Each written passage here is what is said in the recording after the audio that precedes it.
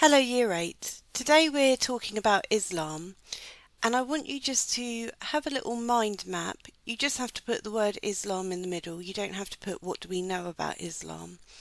And I want you to spend the next 2 to 3 minutes thinking about all the things you know about Islam and how you think it might link to Malala.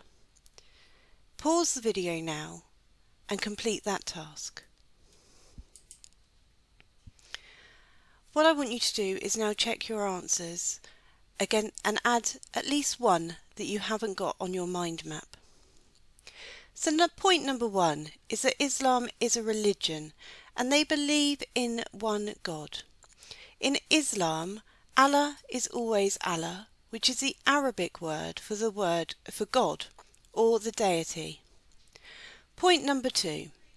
In Islam, women are treated equal to men. Men are not allowed to beat their wives. However, women are required to dress modestly. Their dress code is to cover everything but their hands and face. Point number 3. Some of its teachings and beliefs are written out in the Quran. Point number 4. 1.8 billion followers, 24% of the world's population. Islam is the second largest religion in the world. Islam is also the fastest growing religion in the world. Point number 5. The word Islam comes from the term al-Sim, which means peace. And the last point number 6. People that follow Islam view Muhammad as a prophet. Other beliefs and rules about what Muslims should do come from reports of what Muhammad taught and did. Okay, so I would like you to write at least 3 of these definitions in your book. If you want to write all of them, that's absolutely fine, but I want you to write at least 3. You now have 10 minutes to write down why it is important to learn about other faiths and cultures. So when you do this, I want you to think about the stereotypes that we may have come across in society. I want you to think about our classmates or other people we may know and what faith they may have or what culture they have and what that tells you about them, possibly. And then I want you to think about society as a whole. Think about what society has as a faith or culture. I like to think about culture in terms of football. Football culture is a big thing. Consider having certain football supporters. Do they have a stereotype? Do we think something of them before we meet them or before we go to a match and see it being played? So I want you to pause the video now and spend about 10 minutes on that task. If you need to break it down, spend 3 minutes on one of the things, 3 minutes on the next thing, and then 3 minutes about society as a whole. Good luck. I now want you to check your answers and add a summary of one that you don't have. So it's important for students to be culturally aware. Learning about other cultures, languages, religions and holidays aside from your own culture will help you learn that your classmates may be very different from you. Being culturally aware is a wonderful way to promote inclusion for all in your classroom. Can you identify one person from one of your classes that might have a different faith or a different culture than you? And can you maybe think about how you could get to know more about what they do or what they believe? It is important for students to appreciate cultural differences. In addition to being aware of the fact that their peers may be different, it is also important for you to learn about some of the unique and amazing things that come from other cultures and way of life.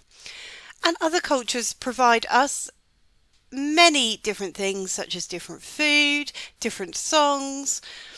So it's really important for us to pick out certain elements of those and be aware of them, but actually celebrate them as much as we celebrate our own cultures. And it is also important for you to overcome any stereotypes you might have. Celebrating different cultures will bring to light new thinking and understanding. And you need to understand that there's never a right or a wrong way to think of something. What is okay and that we incorporate into our lives is that we are all different and we all learn and grow together in different ways. And this type of learning will encourage you to be a creative thinker, thinking around problems. So you now need to pause the video now, write down a summary of one of those points, possibly one that you didn't have too much of your own answers from, and then move on to the next bit.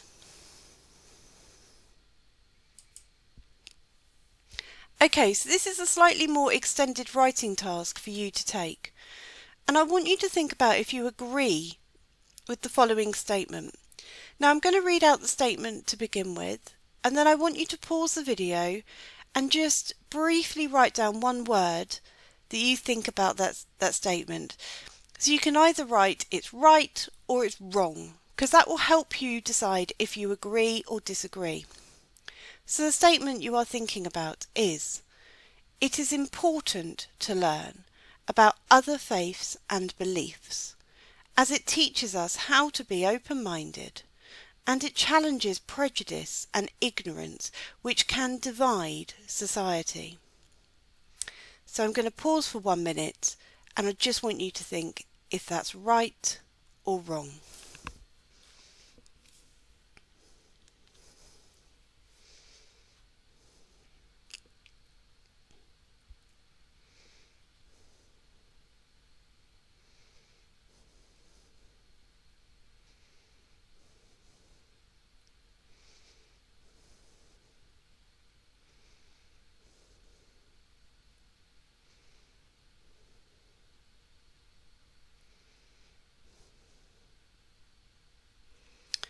Okay, so the thing this statement is asking us is if it is important to learn about other faiths and beliefs.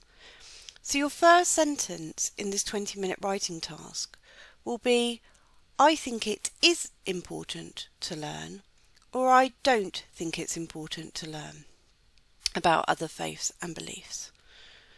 I want you to think about what the term open-minded means. And I want you to think about prejudice. We looked at prejudice when we did Frankenstein, and I want you to go back and remind yourself about what it means. And then I want you to think if you are challenged when you learn about other faiths and beliefs, about any prejudices that you may have. And then I want you to look up the word ignorance. And think about how some ignorance can divide society. Now what I have included on Go for Schools is a worksheet to help you work through this. You need to really think about this and decide if you agree or disagree. And then I have popped some sentence starters on Go for Schools as well for you. So if you just complete that worksheet, and then you are done.